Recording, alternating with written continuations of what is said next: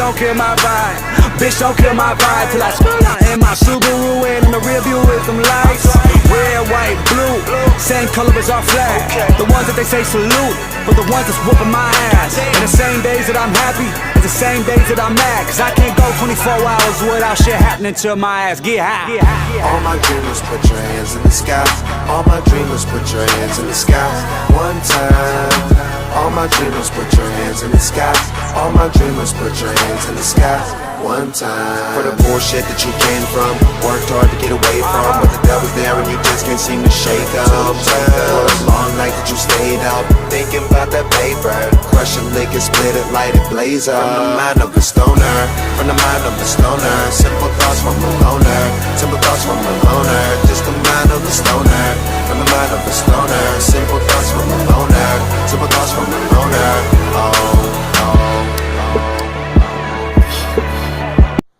Well, we made it. Well, you guys can see behind me, there's the original Rumble Garage, the old body shop. Let's let you guys check that out. Oh man, I missed the old shop.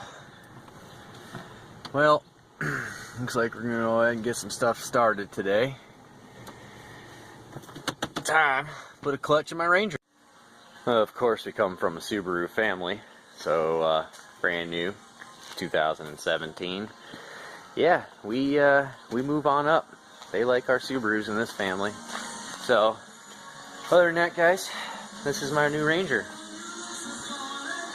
New truck, Rumble Garage. Oh yeah. But yeah, this is the old shop, guys. My dad has taken over. Totally. He loves this shop. He stores all his stuff in here and whatnot. You know, this is his Ranger. I'm gonna go ahead and fix a gas leak he's got on this, so that I can take this Ranger and he can start having his truck and whatnot. So, other than that, give you guys a little shop tour. This is the paint bay that's in here, or used to be the paint bay. It's now a storage room. You guys can see this is.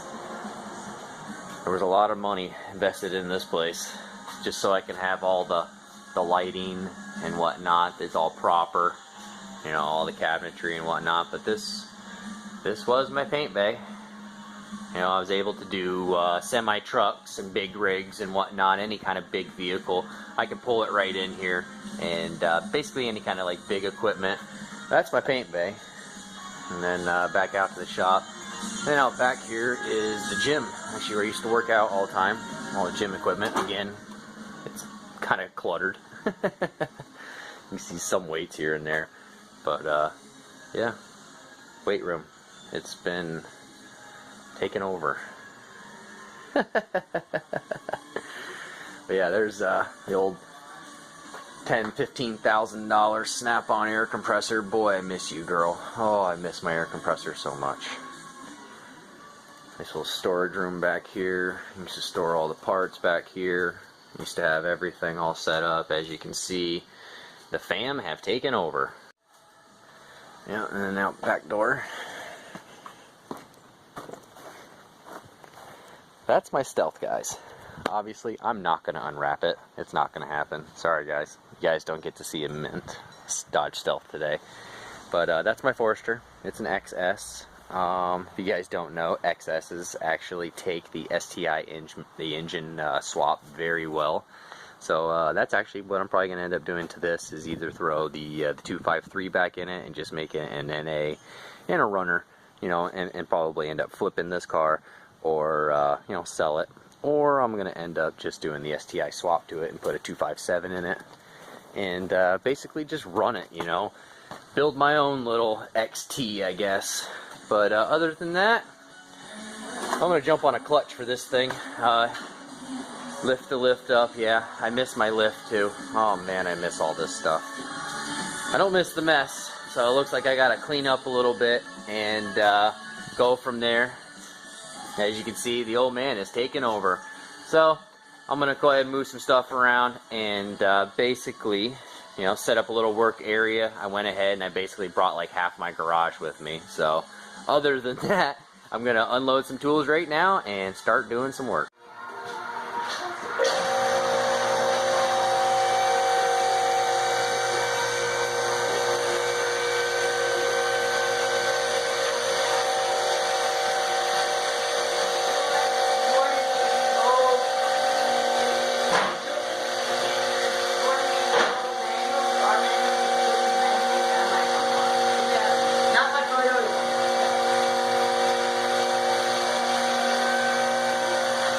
Well, first thing I did was jack it right up and got drive shaft out. In case you guys are curious, and just go ahead and you disconnect the 4 bolts that are here. They're just 12 millimeters. Here's going to be 2 14s that are actually up on top here that actually hold the carrier for the carrier bearing, and you just basically just slide it right out of the back section of the tail section of the transmission. I just put a little.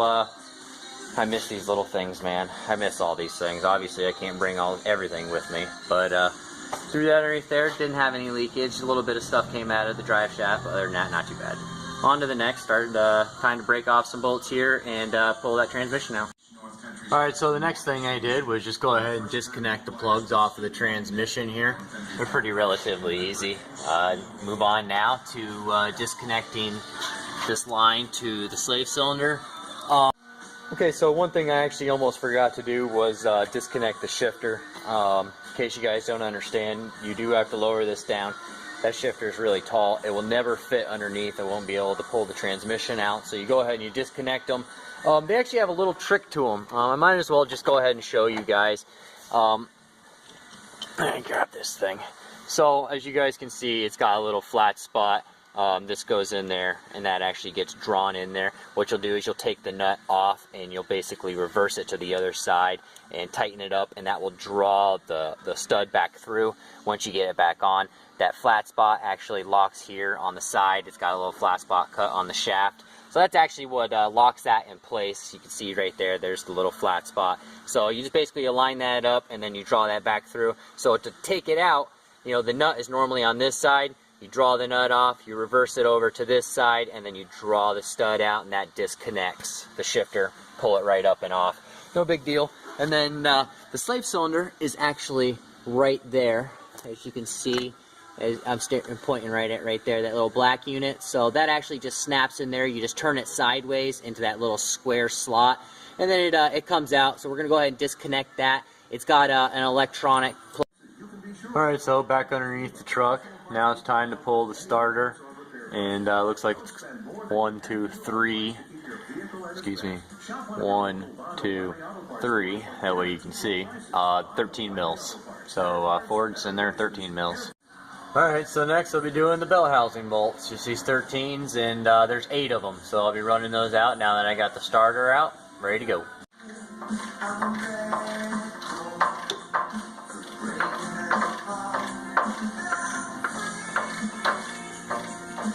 So there's 2 bolts that are right above the starter itself.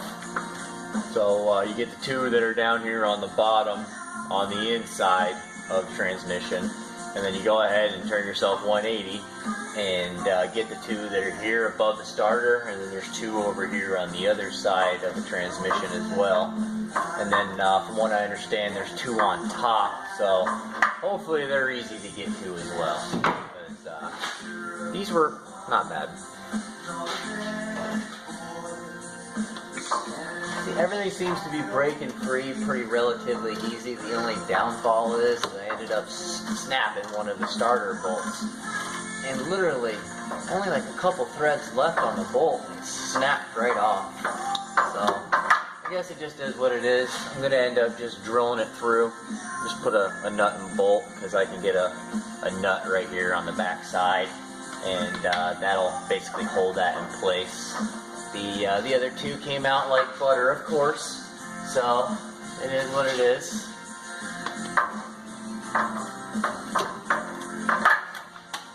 This is fun. Okay, so I got all the bell housing bolts. Those were BITCH, and yeah.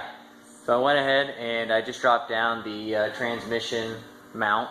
Got the transmission jacked up in place right now. As oh, you got a bunch of light right there to see. But as you can see, I went ahead and just slid everything right over. Put the 20-ton underneath it. I've got it all jacked up into place. Dropped down the cross member.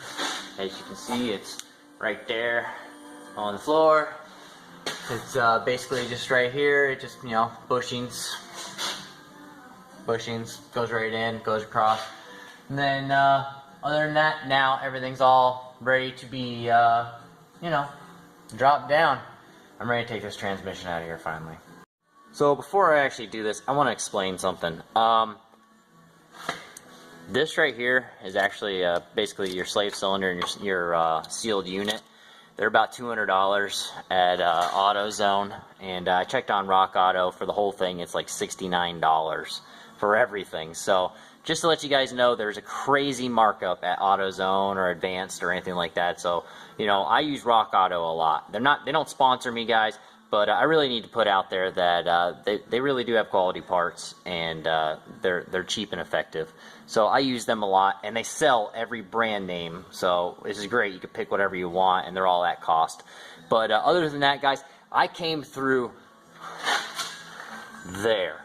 It actually comes and weaves underneath all these lines. I finagled it all through, so I actually didn't have to break any pressure or anything like that. So I don't have to do any bleeding. This is already still bled, or I mean all still solid. It goes right into the transmission. So I'm just going to drop this down as one big unit.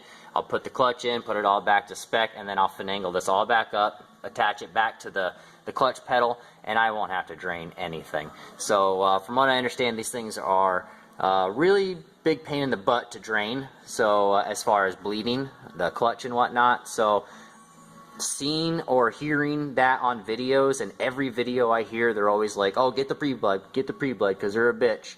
So yeah, I went ahead and just skipped the whole pre-blood setup and just finagled it down through the bottom. So basically, if you're looking to save some coin, you know, save 70 bucks or save 200 bucks or whatever, you know, it's the same cost for that, same part. But if you're looking to save some money, you know, by all means, take the time to finagle that down through the bottom. You know, it took some time. We're just going to put it that way. You know, it's going to take everybody all a different amount of time depending on your experience and your patience. So I got a lot of patience. I rather just took my time. I got it out of there. And I'm saving some money right now. And I don't have to wait for any parts to come in. I get the job done right now. Alright, so I got it all out. You guys can see all in one assembly. I was able to bring it all out. I just basically just disconnected it from the clutch, and I've set that up so it's not leaking so much. But other than that, I did it without breaking it. So now I'm just going to take the snap ring off of that thrust bearing and change that out with the brand new one that came with the Lux setup.